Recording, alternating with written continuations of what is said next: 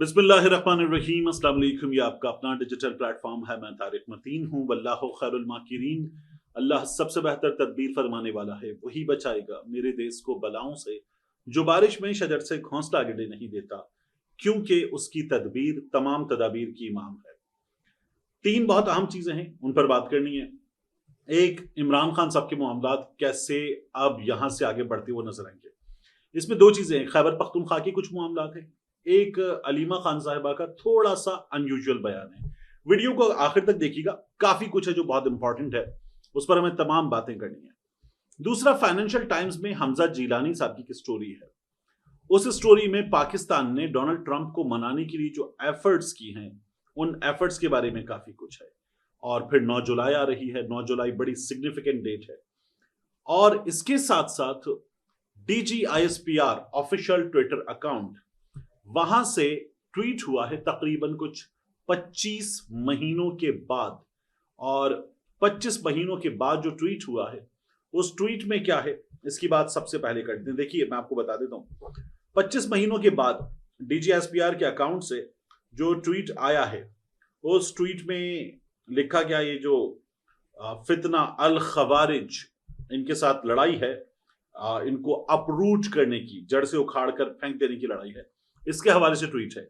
लिखा हुआ है कि अभी जुलाई की पहली 2 तारीखों में पाकिस्तान की सिक्योरिटी फोर्सेस ने शिमाली वजीरिस्तान के इलाके हसन खेल में पाकिस्तान अफगानिस्तान सरहद के करीब एक बड़ी तादाद में भारत के एजेंडे पर काम करने वाले खवारिज गिरोह की नकलो हरकत का सुराग लगाया।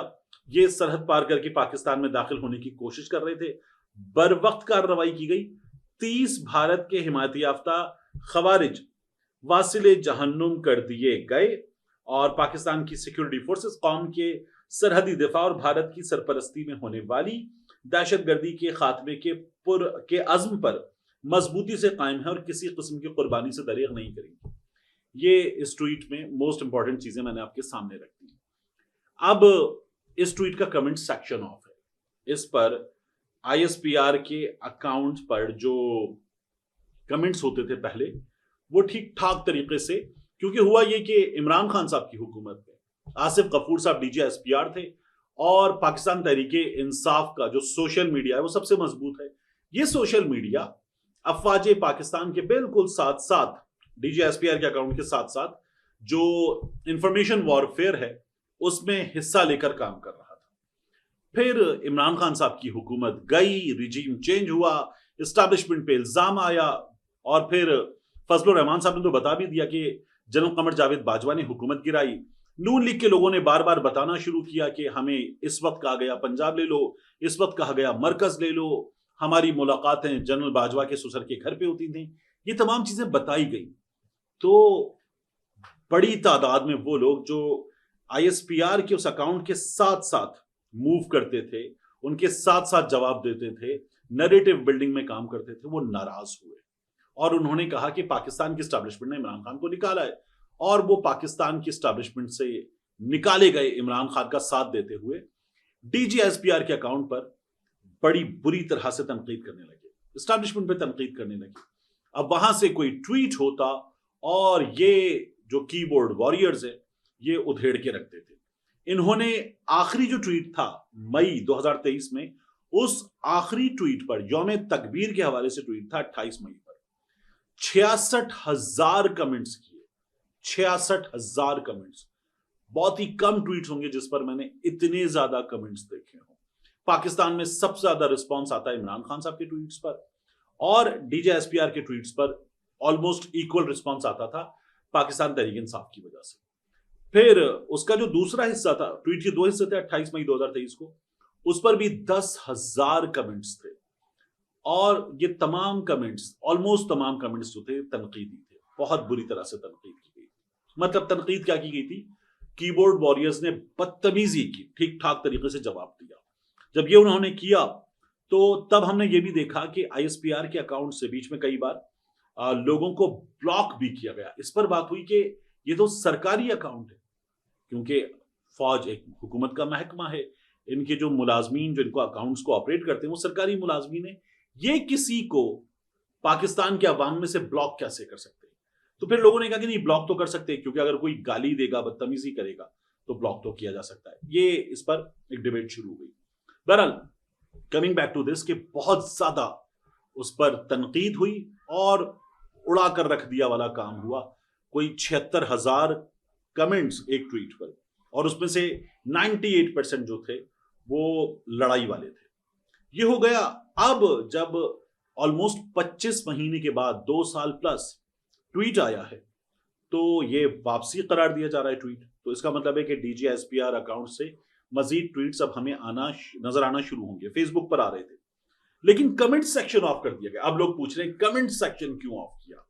کیا آپ ہمارے کمنٹس سے خوفزدہ ہیں؟ کیا آپ نہیں چاہتے کہ ہم کمنٹس کریں؟ تو اچھا کمنٹس میں پرابلم کیا ہے میں آپ کو بتا دیتا ہوں. ہمارے ہاں یہ ہوا کہ افواج پاکستان کی 2 سے 3 اعلیٰ ترین شخصیات کے حوالے سے ان کی اے آئی جنریٹڈ تصاویر بنائی گئیں اور وہ تصاویر بنا کے ان پہ تنقید ہوئی. اس میں بیچ میں جو بوائیکاٹ ہوا تھا فوجی فاؤنڈیشن کے ادارے کی جو پروڈکٹس کمرشل پروڈکٹس، اس پر بھی سب کچھ ہوا. تو جب یہ سب ہوا تو ظاہر ہے کہ یہ آف بھی کر دیے گئے. اور اب میرا یہ خیال ہے کہ آف رکھے جائیں گے. جو مجھے پتا چل رہا ہے کچھ دوستوں سے رابطہ کرنے کے بعد وہ یہ کہ اب اس اکاؤنٹ سے ٹویٹس کیے جائیں گے. یہ ایک تبدیلی ہے. کیا آگے جا کے ہم کمنٹ سیکشن کھلا ہوا دیکھیں گے؟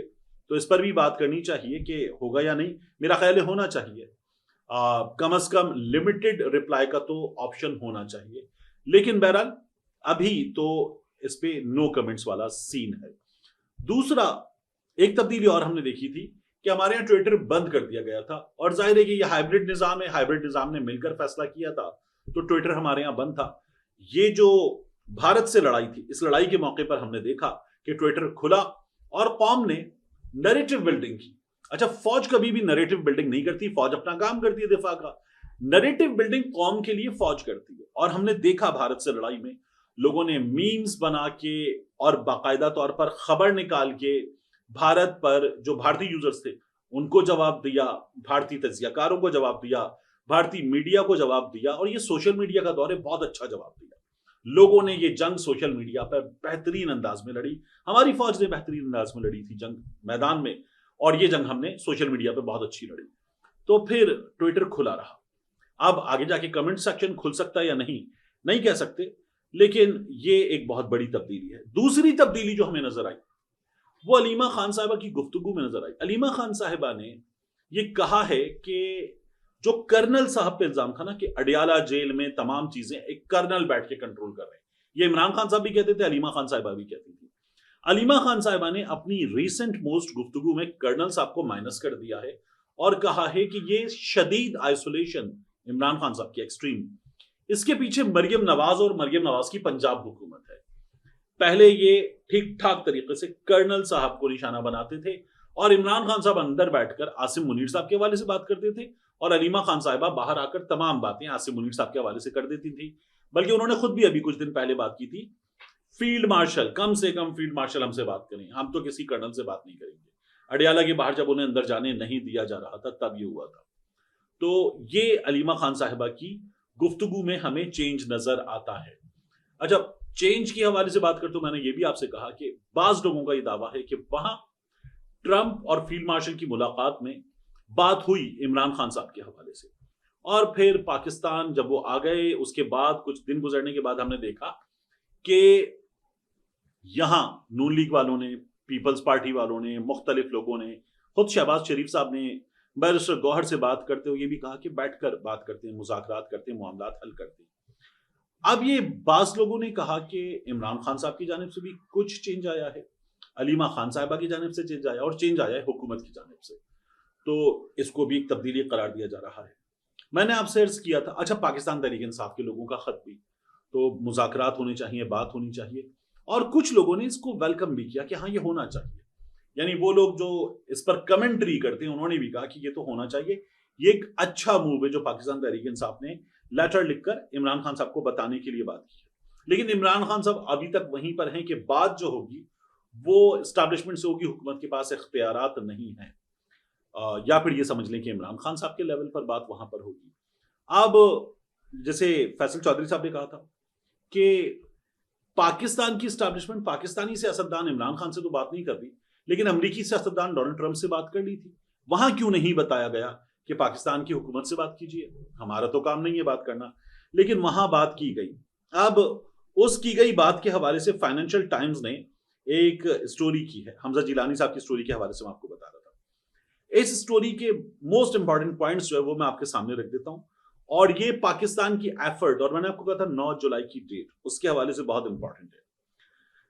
سٹوری بتاتی ہے پاکستان کی جانب سے ٹرمپ کو منانے کی کوشش، bitcoin, rare earth minerals اور نوبیل انعام کی پیشکش. یہ پاکستان کی جانب سے گیا ہے. پاکستان مالی مشکلات سے دوچار ہے. ٹرمپ کی حمایت حاصل کرنے کے لیے پاکستان نے خود کو بٹ کوائن مائننگ کا ہب یہ بنانے کی بات کی ہے. ریئر ارتھ منرلز، ان پر معاہدے کی بات کی ہے. ٹرمپ کو نامینیٹ کرنے کی پاکستان نے بات کی تھی اور کر بھی دیا. یہ ہے. اب اس کا مقصد کیا ہے؟ فائنینشیل ٹائمز لکھتا ہے اس کا مقصد ہے بھاری امریکی تجارتی ٹیرف سے بچنا اور وائٹ ہاؤس کے ساتھ قریبی تعلق قائم کرنا. اب بھاری امریکی ٹیرف پاکستان پر لگا تھا 29% اپریل کے آغاز میں. پھر ٹرمپ نے کہا کہ ہم اس کو ایک بریک دے دیں، 90 ڈیز بریک. وہ ممالک جو ہم سے معاہدہ کر لیں گے، بات کر لیں گے، کچھ چیزیں سیٹل ہو جائیں گی، ان کا معاملہ ٹھیک، ورنہ جو ہم نے 3 مہینے کا بریک دے کر ٹیرف پہلے اناؤنس کر دیے تھے وہ 9 جولائی سے نافذ ہو جائیں گے. یو کے نے کر لیا، انڈیا کر رہا ہے، پاکستان اس پہ ایفرٹ کر رہا ہے. تو پاکستان اگر فرض کر لیں کہ یہ مان لیجیے ایک لمحے کو کہ مذاکرات کامیاب نہیں ہوتے، پاکستان کی ایفرٹس کامیاب نہیں ہوتی، تو 9 جولائی سے 29% ٹیرف پاکستان پہ لگ جائے گا. یہ حکومت ویسے بھی مالی مشکلات سے دوچار ہے اور بڑے دعوے تھے کہ سب ٹھیک کر دیا جائے گا، لیکن وہ نہیں ہوا. امریکہ پاکستان کا ایکسپورٹس کے حوالے سے سب سے بڑا اتحادی ہے. تو اب اگر یہ ہو جائے گا تو یہ بہت خوفناک ہے، اس لیے کوشش جاری ہے. ہماری جو منسٹری آف فائنانس ہے اس کے آفیشلز اس وقت وہاں موجود ہیں اور اس 29% ٹیرف کو روکنے کی کوشش کی جا رہی ہے. جو ایکسپرٹس ہیں وہ یہ کہتے ہیں کہ پاکستان کو امید ہے کہ crypto currency, rear earth minerals پر معاہدے کی پیشکش اور ٹرمپ کو نوبیل انعام کے لیے نامزدگی، اس سے امریکہ کے صدر سے پاکستان کے تعلقات بڑے اچھے ہو جائیں گے. جسے مائیکل کوگلمن ہیں، سینئر جرنلسٹ ہیں، وہ کہتے ہیں پاکستان نے بڑا سمارٹلی موو کیا ہے اور امریکی انتظامیہ کی توجہ حاصل کر لی ہے، خاص طور پر کرپٹو اور ریئر ارتھ منرلز کے حوالے سے. اب یہ جو ہمارے لوگ وہاں پر ہیں انہوں نے مذاکرات وغیرہ کی اور وہ یہ کہہ رہے ہیں کہ معاہدہ جلد ہو جائے گا. عاصم منیر صاحب سے جو ڈونلڈ ٹرمپ کی ملاقات تھی اس کے حوالے سے فائنینشیل ٹائمز کی سٹوری کیا بتاتی ہے. گزشتہ مہینے پاکستان کے army chief general Asim Munir نے ٹرمپ سے ایک لنچ میٹنگ میں ملاقات کی. ملاقات میں پاکستان کی بٹ کوائن اور ریئر ارتھ منرلز کے شعبے میں امکانات پر بات ہوئی اور ملاقات میں فیلڈ مارشل کو MAGA میک امریکہ گریٹ اگین یہ کیپ اور وائٹ ہاؤس کی ایک علامتی چابی دی گئی. وائٹ ہاؤس کی ایک علامتی چابی دی گئی. یہ بڑا سگنیفیکنٹ ہے کہ اتنا آپ سے قریبی تعلق ہے کہ ہم آپ کو ایک سمبولک کی دے رہے ہیں. اب یہ ملاقات جو ہے وہ کئی مہینوں سے جاری سرمایہ کاری کی مہم کا نتیجہ تھی اور امریکی صدر سے قریبی تعلق پاکستان قائم کرے اس کی کوشش ہو رہی تھی. یہ بتایا جا رہا ہے کہ جو بلال ثاقب صاحب ہیں ہمارے ہاں کرپٹو کاؤنسل کے چیئرمین، انہوں نے اس میں بڑا کردار ادا کیا اور ان کی ایفرٹس تھی اسٹیو وٹکاف، مڈل ایسٹ کے لیے امریکہ کے صدر کے نمائندے، ان کے بیٹے کے ساتھ مل کر، اور اس میں اسٹیو وٹکاف نے کچھ کردار ادا کیا اور اس کے بعد یہ ملاقات ہوئی. یہ امریکہ میں موجود کسی اہم آدمی نے مجھے پرسنلی بتایا ہے. اب اس ملاقات کو، اس ایفرٹ کو، اس قربت کو ایک اور کانٹیکسٹ میں دیکھنے کی ضرورت ہے جو پاکستان میں لوگ بات کرتے ہیں. ان کا یہ کہنا ہے کہ اس کی 2 کاسٹ ہو سکتی ہیں، 2 عدد اس کی ہمیں کاسٹ پے کرنا پڑ سکتی ہے. ایک ہے اسرائیل کو تسلیم کرنا ابراہم ایکارڈ، جس پر رانا ثناء اللہ صاحب نے، خواجہ آصف صاحب نے، کچھ لوگوں نے بات کی. کچھ ایسے تجزیہ کار ہیں جو اسٹیبلشمنٹ کے ہر دور میں تجزیہ کار ہیں، وہ کہتے ہیں کہ کر لینا چاہیے. انہوں نے بات کی. تو ایک اسرائیل کو تسلیم کرنا، ابراہم ایکارڈ میں انٹر کرنا، یہ اس کی ایک کاسٹ ہو سکتی ہے. دوسری کاسٹ لوگ کہہ رہے ہیں کہ وہ زیادہ بڑی ہے. اچھا، میرے خیال میں یہ بھی بہت بڑی کاسٹ ہے جو اسرائیل کو تسلیم کرنے والا ابراہم ایکارڈ ہے. دوسری کاسٹ کی بات ہو رہی ہے کہ دوسری کاسٹ ہے पाकिस्तान की चीन से दूरी, अमेरिका से कुर्बत तो एक चीज है, लेकिन अगर चीन से दूरी हो जाती है तो ये भी बहुत बड़ी कॉस्ट है। और पाकिस्तान तो एक ब्लॉक में एंटर करना चाह रहा था जहां चाइना होगा, रशिया होगा, ईरान होगा, तुर्की ये होगा। अब पाकिस्तान अगर ये सब कुछ कर लेगा तो चाइना से दूर होगा, और चाइना हमारा जिस तरह का दोस्त है तो उस तरह के दोस्त से दूर होना बनता नहीं है, ये बात हो रही थी। तो कुछ लोगों का कहना है नहीं, अमेरिका भी इक्वली इंपॉर्टेंट है, बल्कि बास का ख्याल है कि अमेरिका ज्यादा इंपॉर्टेंट है। तो मैं आपसे अर्ज करूं कि मुल्कों के ताल्लुकात मेरी जाती राय में ये मुफादात पर मबनी होते हैं, माशी मुफादात पर मबनी होते हैं। अब अगर इन माशी मुफादात के हिसाब से बात की जाए तो चाइना जो है उसको कोई खास प्रॉब्लम हमारी अमेरिका से कुर्बत पर नहीं होगा, एज लॉन्ग एज हमारी चाइना से दूरी ना हो, क्योंकि हम चाइना के साथ कई चीजों में ऐसे जुड़े हुए हैं।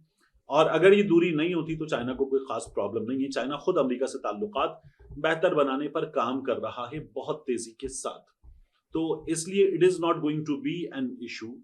और तिजारत पर दुनिया भर में सबसे ज्यादा फोकस किया जा रहा है, तो वही फोकस हमारा भी होना चाहिए।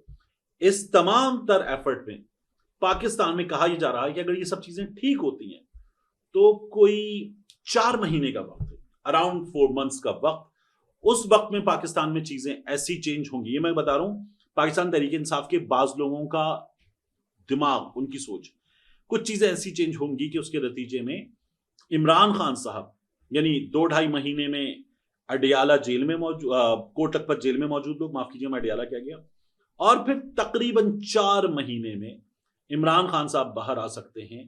ये पीटीआई की एक शख्सियत का कहना है। मुझे ये आखिरी बात बहुत मुश्किल लगती है। मिलते हैं इंशाल्लाह आपसे अगली वीडियो।